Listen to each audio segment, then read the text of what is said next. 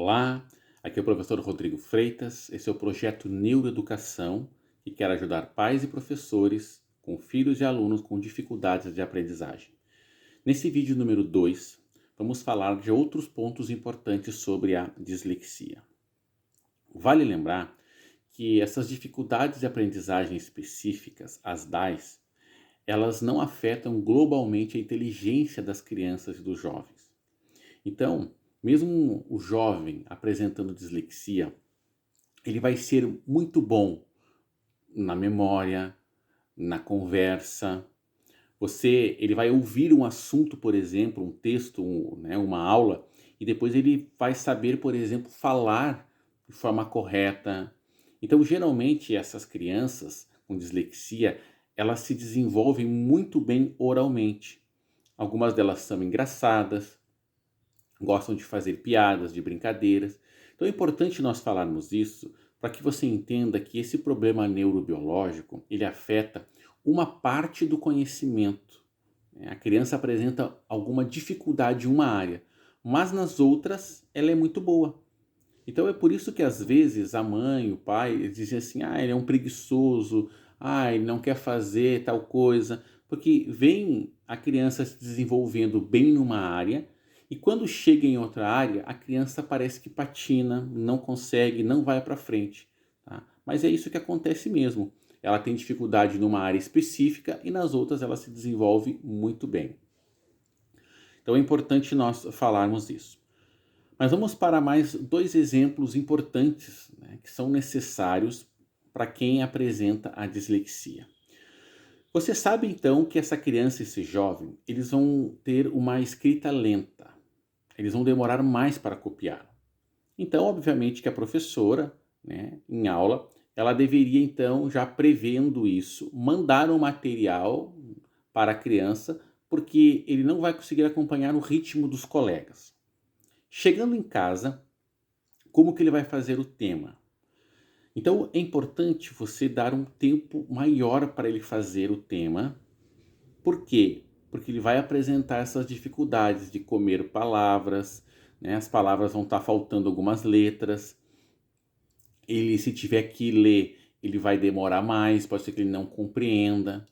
Então é importante nós entendermos isso para não gerar um clima de guerra, de conflito em casa na hora de fazer os temas, que é o que às vezes muitos casos acontecem aí. Né? A mãe e o pai ficam irritados porque o filho não consegue desenvolver e parece que passa horas e o menino, né, a criança não consegue ali levar adiante a sua tarefa. Então, nós precisamos ter calma, você precisa compreender que isso vai acontecer. Então, qual é a estratégia prática disso? Você pode marcar num relógio, num cronômetro, 20 minutinhos, para que ele dê um foco naquela atividade. Aí depois você vai lá, você quebra com alguns minutinhos com água, banheiro e alguma outra atividade, e você volta depois. Então, ao invés de você dar para uma criança, né, dislexia, um tempo de 1 hora de estudo, você pode fragmentar, né, essa 1 hora em 20 minutos. Se às vezes para um adulto é difícil ter um foco e prestar atenção durante muito tempo, imagina para uma criança, e ainda mais que apresenta, né, alguma dificuldade de aprendizagem. Então você pode quebrar de 20 em 20 minutos para que ele consiga se concentrar totalmente ali naquele assunto.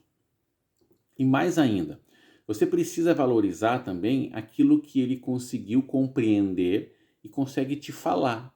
Porque em sala de aula, a professora, nesse caso, não pode só levar em conta o que a criança escreve, mas a forma de avaliá-la vai ter que ser diferente também.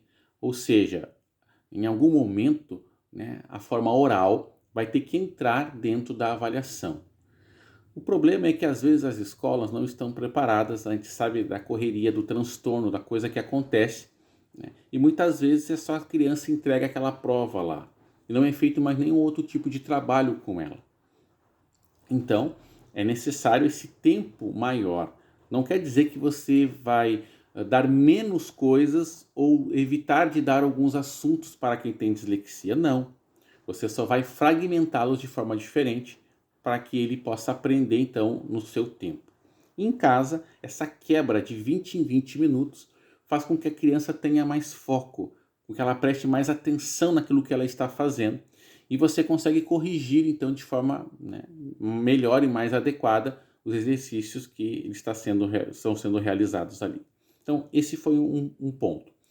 O outro ponto importante é fazer com que a criança anote aquelas palavras que ele está lendo ou que ele não conseguiu compreender bem, e depois ele possa fazer como que uma caligrafia, copiar aquela palavra, procurar no dicionário, para ir reforçando a ortografia daquilo que ele leu e daquela palavra que ele escreveu, por exemplo, de forma equivocada.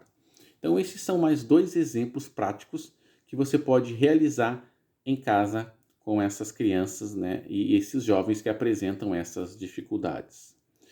Comente, compartilhe, né, esse vídeo com quem precisa, porque o nosso grande objetivo, a nossa grande missão é ajudar as crianças e os jovens com as dificuldades de aprendizagem.